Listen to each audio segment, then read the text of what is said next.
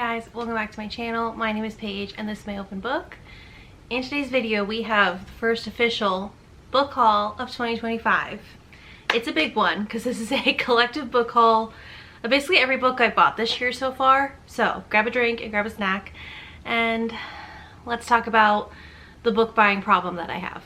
Okay, my stacks of books are over here. I've got 3 stacks. So we're just gonna go through them. First, I'm gonna show you, so I found this really cute bookstore when I was in Orlando for work, the New Romantics. I'll link their Instagram down below. Such a cute romance only bookstore. It was my first time going to one and I had the best time. They had such a great selection. Okay, first, this is actually a book that I've already read, but I had it checked out from my library when I read it and I really wanted a copy to keep for my shelves. So I picked up Friends Don't Fall in Love by Erin Hahn. She is a country star who is kind of going through a rough time because of this like public breakup that she had, and this is a friends to lovers romance. You guys know I love when characters have history together, plus I love when music is part of the story. He is actually really big in the music industry. I believe he used to be like part of her crew back in the day, and he also wrote songs like with her ex, and he was kind of part of like his crew too, but now I'm pretty sure he's just like a music producer if I'm not mistaken. He has his own record label and he's gonna help with her comeback. And the title says Friends Don't Fall in Love, but we all know Friends to Lovers just hits different, okay?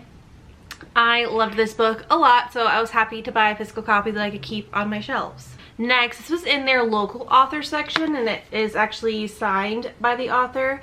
This is called The Legacies of Traitors. My stepmom actually saw this one and she pointed it out to me because she figured it'd be right up my alley. It has really pretty art as well that the author left in.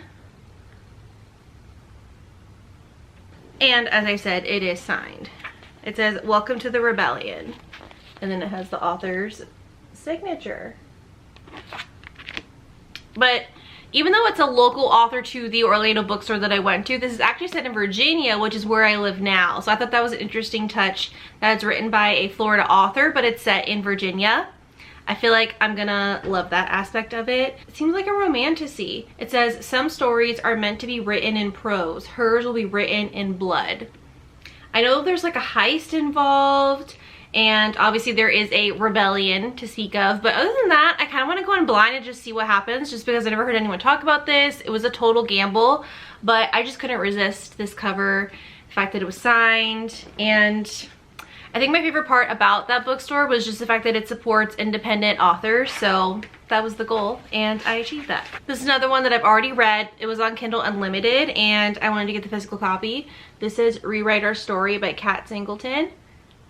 This is a childhood friends to lovers to enemies to second chance to lovers, which is like everything I love in one book. It's also a small town. He owns a ranch. She's a romance author who has to come back to the small town. This deals with grief as well. I think Kat Singleton did a great job talking about grief in this book.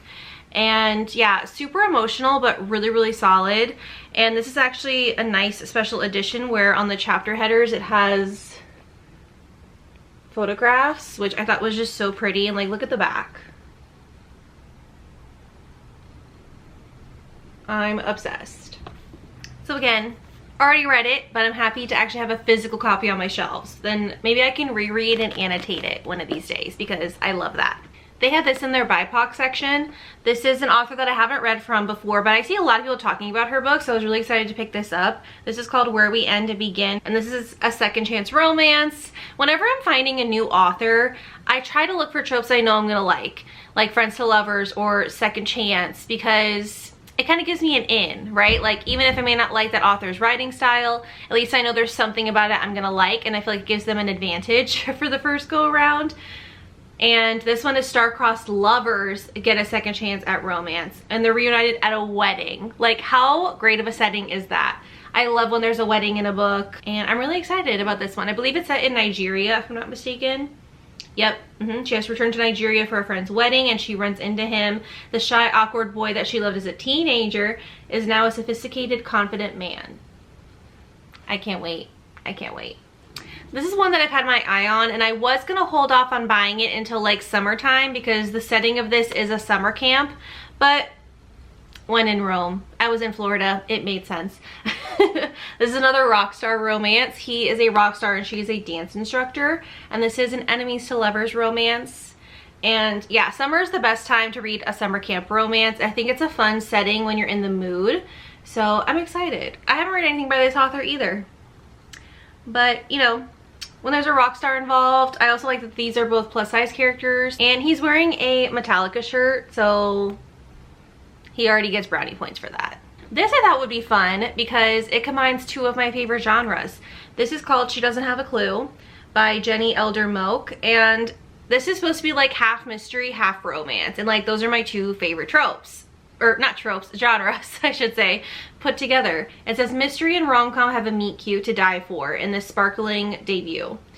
It's supposed to be like those locked room movies like Clue, Glass Onion, Knives Out, like those kinds of things. So I feel like this will give me Agatha Christie vibes, but like make it rom-com.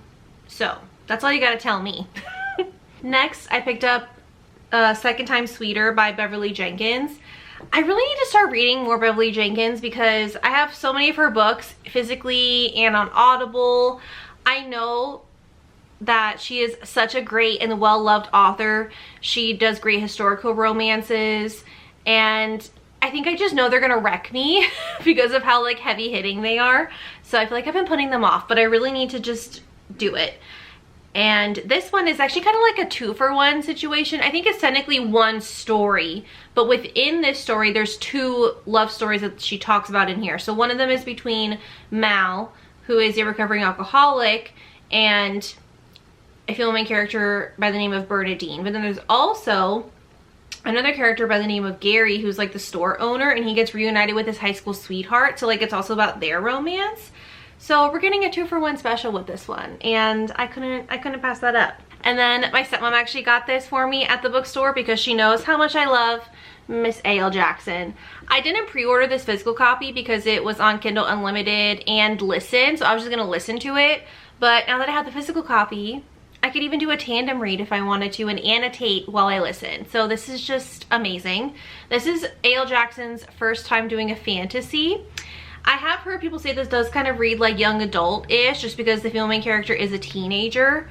I think she's like 17 or 18 maybe. I don't think she's like super underage. But I don't know much about this. I just know that when she sleeps, she goes like into this other world somehow. And there's some kind of like mission or prophecy that she has to do for that. And the woman character, I think, has to like go along the journey with her. That's all I know. That's all I know. I do know this ends in a cliffhanger. I did see an author interview with A.L. Jackson, and I don't know when the second book is coming out. So I think that's why I haven't read this yet, because I really want to read it, but I'm scared that she's gonna leave me hanging like crazy. So TBD on if I actually end up reading this month, but I want to. That's the goal. Okay, now let's go into, these are just some random books I picked up, mostly at Barnes & Noble, maybe on Amazon, but most of these were just from a couple Barnes & Noble trips that I've done since the year has started.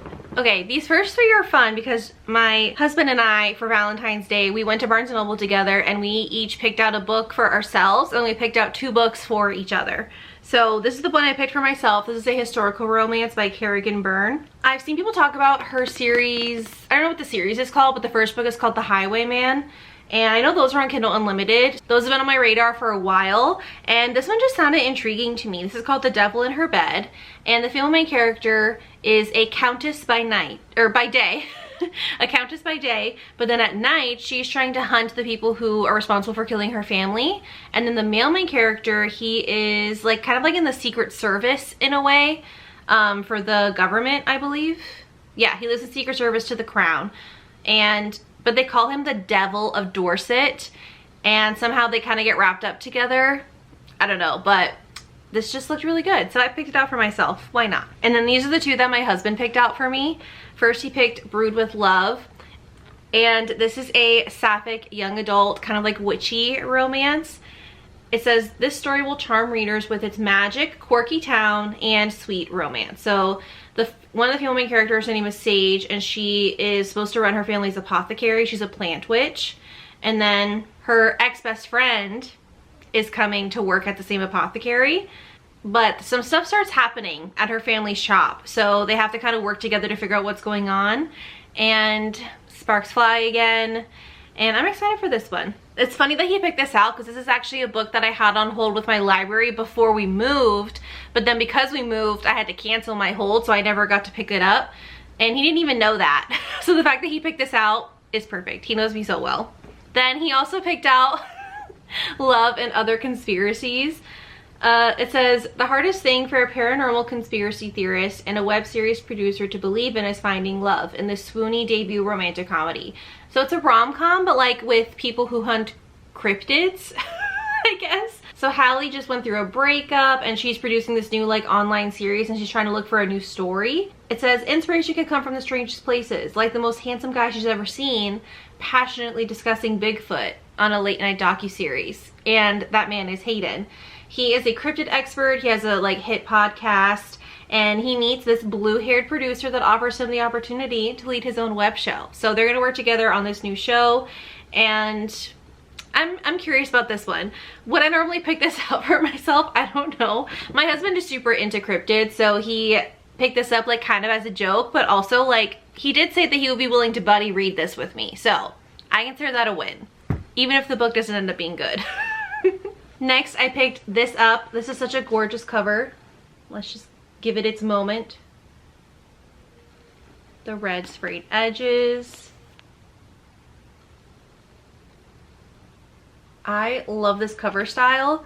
This is the second book in this series by Rebecca Kinney. I have the first one called Beautiful Villain down here. So this one is supposed to be inspired by Great Gatsby, and I'm pretty sure it's like a vampire kind of world. And then I think this is set in the same world, I'm assuming, but this one is inspired by Dorian Gray. So I'm curious to see how she's able to do that.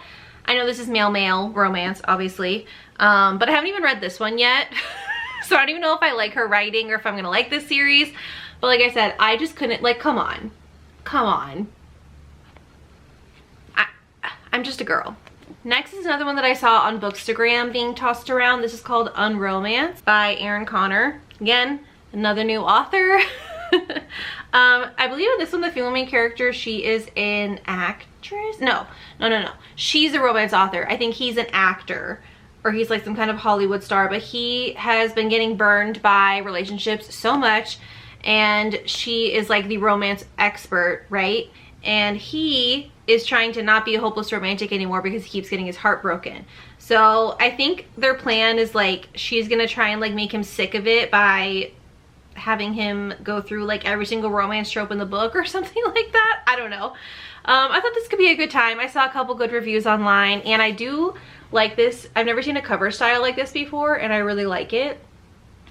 So we're gonna give it a try. Then we have The Next Best Fling by Gabriela Gomez. I pick this up literally every time I go to Barnes & Noble, and I just kept like not buying it, and I don't really know why. So I decided to finally bite the bullet. I want to give this a shot. I think this is one where they both got dumped recently, and they're gonna fake date to make the other people jealous. I think that's the setup for this one. And one of them I think is a librarian, hence this, you know, the bookshelf behind them. I'm excited to give this a try. It's been on my radar for way too long. Then I loved Paisley Hope's book in the, I forgot what it was called. The firefighter romance that we read for book club in January. I already forgot what it was called. But Paisley Hope, her book was the second one, and hers, I loved her writing style. I knew immediately that I wanted to read more by her. So I picked up the first two books in her cowboy romance series that's been going around. It's called Silver Pines. So the first one is called Holding the Reins. It says a woman returns to her family's ranch after a broken engagement and finds herself falling for her brother's best friend. And then this one is called Training the Heart. And this one says it's a grumpy ranch owner and a sunny horse trainer must learn to work together. So grumpy sunshine, brother's best friend, small town, cowboy, and plus I just love, like, look at those two spines together. Gorgeous. Absolutely gorgeous. So I picked these up because I knew that I liked her writing style. Then I picked up Out of the Woods by Hannah Bonham Young. I haven't read anything by this author yet either. I know. I need to read Out on a Limb. I don't know why I haven't yet, but I saw this one. This was on sale at Sam's. It was only like $11. And this one is A Marriage in Trouble, which is one of my favorite tropes. And It says a married couple joins a week-long wilderness expedition to help them reconnect. Oh, it says this is a companion novel to Out on a Limb. Does that mean I have to read that one first? Oh no. Totally skipped that part. I just skipped to the first line that says, high school sweethearts Sarah and Caleb have always been a sure thing. But Sarah's begun to wonder, who is she without her other half? And so again, I knew it was a Bears of Trouble, so I just immediately threw it in my cart. I didn't even see that it's a companion novel to Out on a Limb. Okay, well, I guess I'll be reading that first. Maybe I'll buy it on my Kindle or something, because I was really looking forward to reading this month. Oh well. Then also at Sam's for $11, I picked up Clean Point by Meg Jones. I haven't seen anyone talk about it, but it just looks super cute. On the back it says it gives like Carrie Soto is back and Icebreaker. And I love those books, so I knew this book was for me. Yeah, I thought this could be a cute spring romance. Does Tennessee even take place in the spring? I don't know, but this cover just screams spring to me, so it came home with me. Then another second chance romance. I know, I'm a broken record, sue me. This is Rules for Second Chances. Same marriage, new love story. There you go. There you go. Okay, this I got from Amazon. This is a duet that Melanie Harlow wrote a long time ago, and she's republishing it as like a bind up. So this is the Speak Easy duet, and I just love this cover. So the first book is called Speak Easy, then the second book is called Speak Low. And I think this kind of gives like mafia vibes because it says Enzo's not a nice guy. He's a liar, a cheat, a criminal. His family kidnapped my father and wants 10 grand in ransom. But there's a spark between us I can't deny. Joey Lupo is a criminal too. And just because he helped me get the money doesn't mean I should forgive him. So I don't know. I don't know.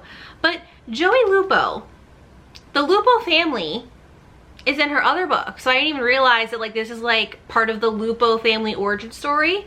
This book wasn't even on my radar at all. Had no idea this existed. This one I picked up when Barnes & Noble was having, I think it was like 30% off hardcovers or 50% off hardcovers, something like that.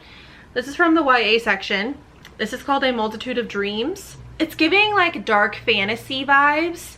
And I know I kind of bought this prematurely. I'm definitely gonna want to read this like in the fall. So I'm not gonna read this anytime soon, but I picked it up because it was on sale and I had never seen it before. But I think this even gives like kind of like horror vibes, but it also has like a slow burn romance in it. It says it immerses you in lush, grotesque glamour, a world of decaying gothic manners and sinister monsters where suspenseful horror is threaded with an undercurrent of determination and hope. So, I don't know, this one just really intrigued me. We'll see if I like it. Hopefully it's not too scary for this scaredy cat. Hopefully there's enough romance to, you know, make it worth my while. But I picked it up because it was on sale. And I know in the fall, like, this is what I'm going to be craving. I already know. Then, kind of a wild card, I got a nonfiction book. I got The Let Them Theory by Mel Robbins. I've seen her on a couple of podcasts recently with this Let Them theory, and I'm definitely intrigued. It's supposed to help, I feel like, for the recovering people pleaser in me. I need this.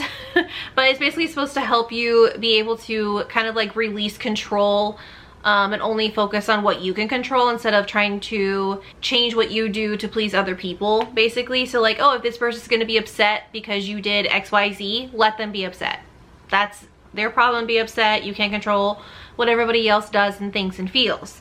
So this, I think this could be good for me. We'll see. It's been a while since I've read. I used to like exclusively read nonfiction and like self-help books. Mainly when I was like in college and like a little bit after college before I rediscovered fiction. So we'll see. And then I picked this book up because everyone was raving about it. This is The Favorites by Lane Fargo. It wasn't my favorite.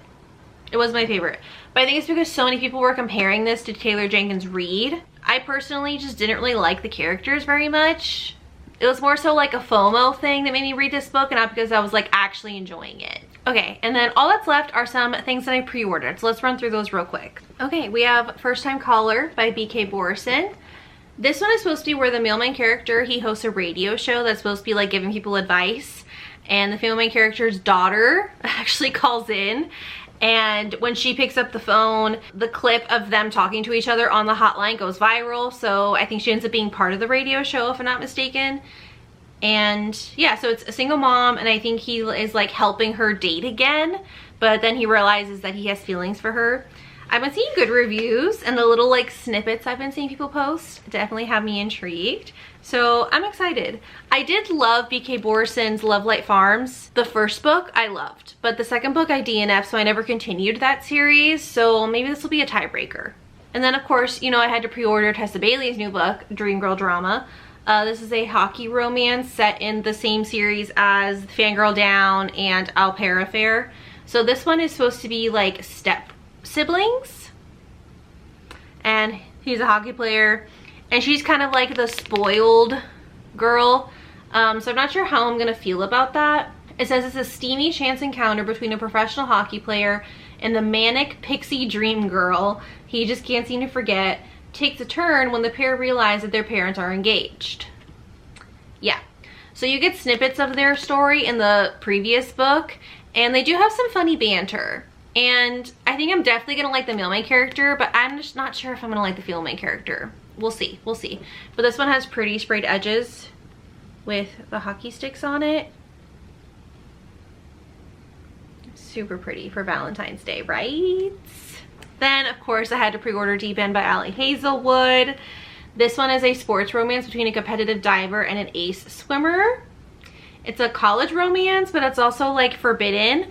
I haven't read this yet as I'm filming this, and I'm fingers crossed I'm gonna read it before the end of February. I'm filming this very early. But